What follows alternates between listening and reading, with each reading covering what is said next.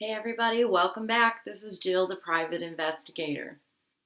I want to say a couple things before I start in on the content really of this video.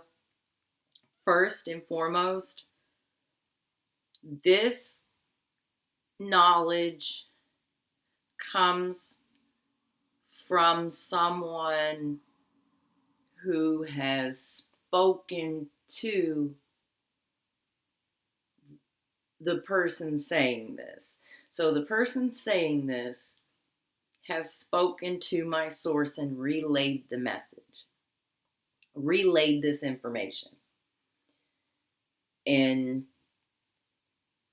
I just wanted to put that out there first of all. Someone had contacted me and sent me an email and said that they had some information. I graciously accepted, and it turned out I was blown away, because it seems like such an intimate,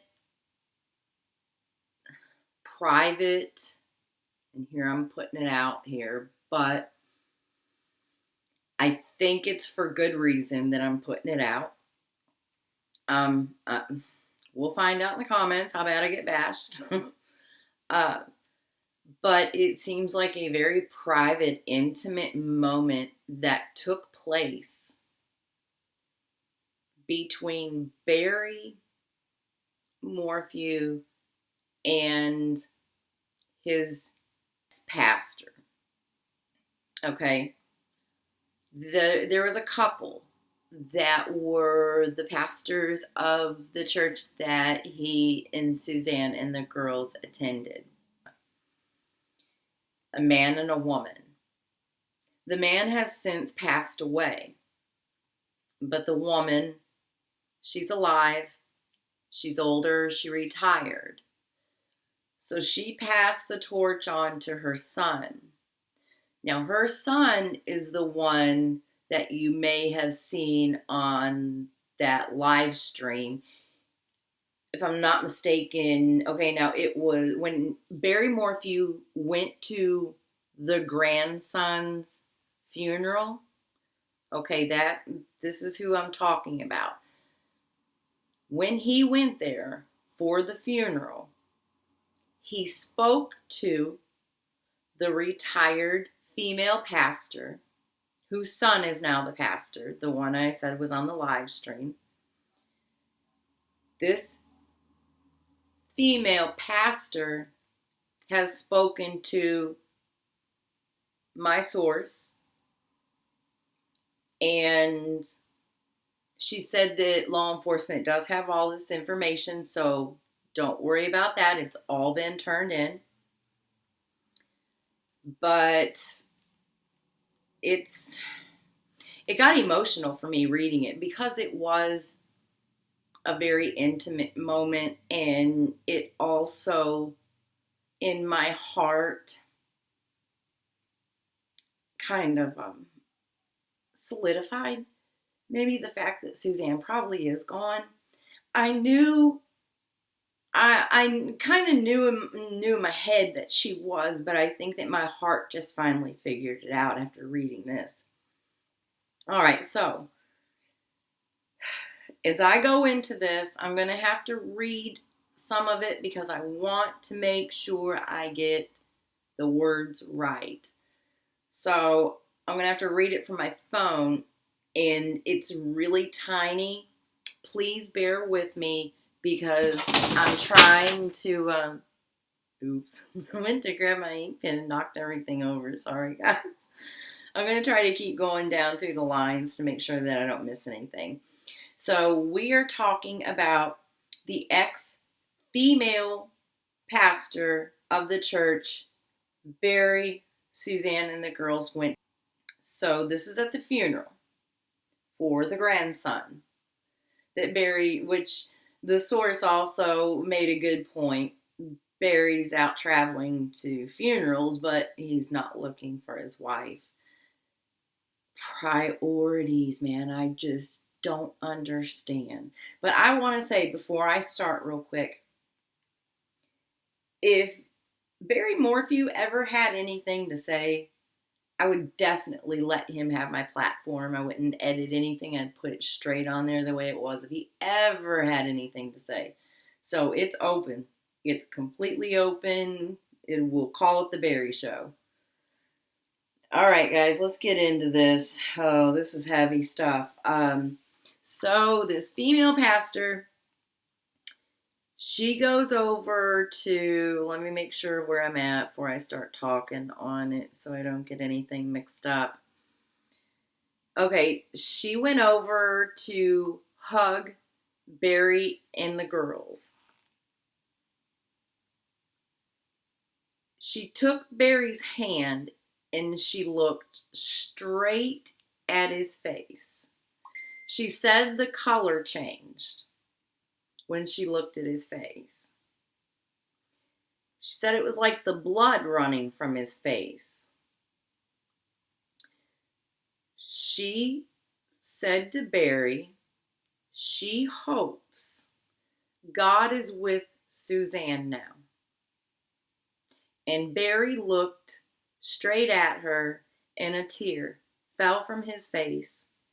And he said, she's gone in heaven. She's gone. The pastor said, but how do we know? How do we know this, Barry? Again, she says his face changed to confused, as he knew he had just messed up and had dropped his guard, as he forgot. He forgot because for that moment, he thought he was safe to say those words to a pastor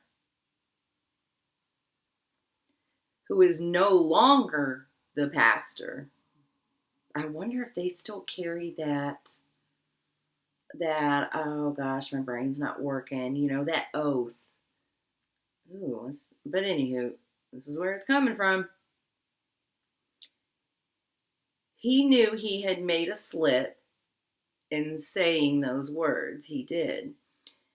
She said she hugged him and told Barry that God forgives everyone, but can he forgive himself? The lady also says that basically Barry had confirmed Suzanne was gone right in front of the girls, and they just stood there not acting any different from the day when their mom was with them. She tells me she felt very worried for the girls as something felt wrong. She then tells me for the rest of the evening service, Barry wouldn't stop looking at her, knowing he had made this slip and was acting very strange. They had a cleaner, cleaning plates, cups, and glasses, etc. after the meal. But Barry left the room and went outside. She waited a few moments and followed Barry and was outside the venue at the garbage can, placing the glasses and the plates and forks, etc. inside the garbage can. So Barry takes his stuff outside and threw it away. And she walked out there and found him. They're not disposable. They belong to the catering company. She asked Barry why, why are you throwing the catering company stuff away? She said when she asked why, she said he put his head down and asked for forgiveness. Ooh, for what? For what is what I wonder, but he put his head down and asked for forgiveness when she asked him why.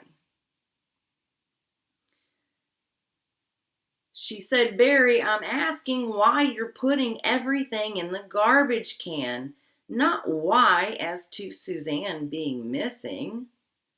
She says at this moment, he asked, will God forgive all acts? She said yes. God will forgive all acts. And she said Barry hugged her and walked away. As he walked away, he turned and said, "Will Suzanne forgive me on the other side?"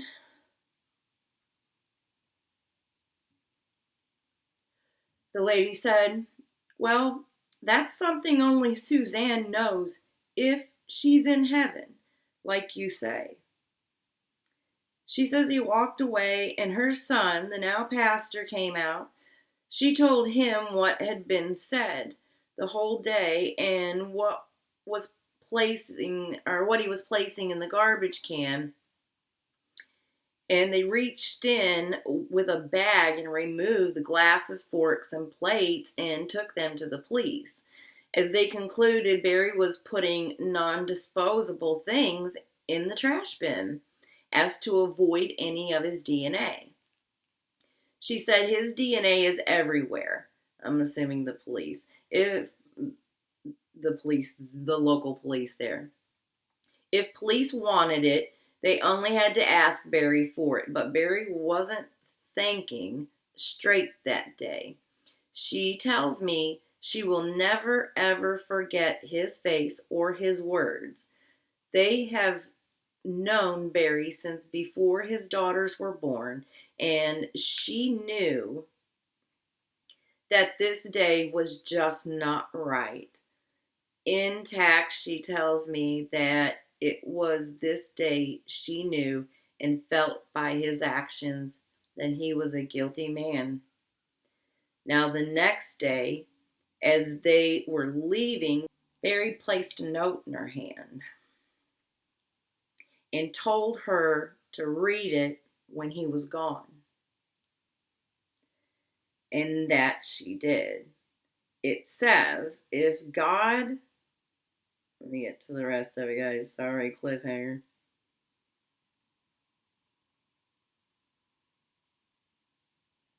Okay. And read it when he was gone, and that she did. Now, the note says, if God forgives, why don't I feel that he has forgiven me? Why do I feel that I have ended something perfect and something so complete, and it had a kiss at the end?